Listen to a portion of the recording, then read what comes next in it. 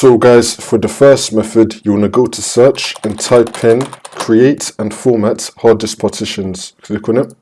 It might be showing your USB drive here. If it does show, you probably don't have a drive letter assigned to your USB. So if you can see your USB drive in this list, for me I have it right here. In your case it might be like down below here, or you might have it here as well. If you do see your USB drive, you want to right click on it and then click on change drive letter and paths. And then click on add.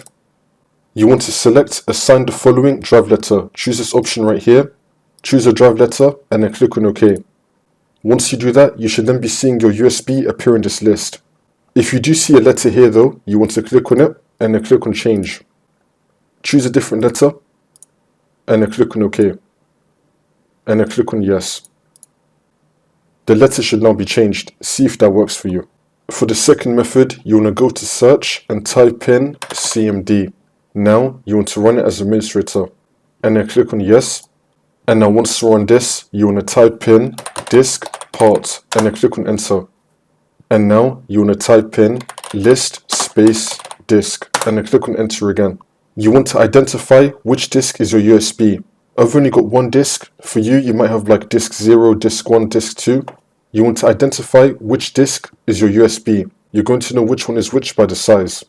You want to identify the disk number. So now you want to type in select space disk space and then the number of your USB disk. For me, I've only got one disk, so I'm going to type in select disk 0. For you, you want to type in select disk and then your USB disk number and then click on enter. Next, you want to type in clean, click on enter. I'm using my Windows drive for this tutorial, that's why I got this error. But in your case, it's going to be saying this part succeeded in cleaning the disk.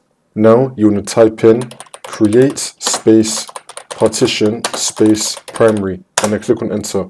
And now if we go to search and type in file explorer, click on it and we scroll down to this PC, you should now be seeing your USB drive right here.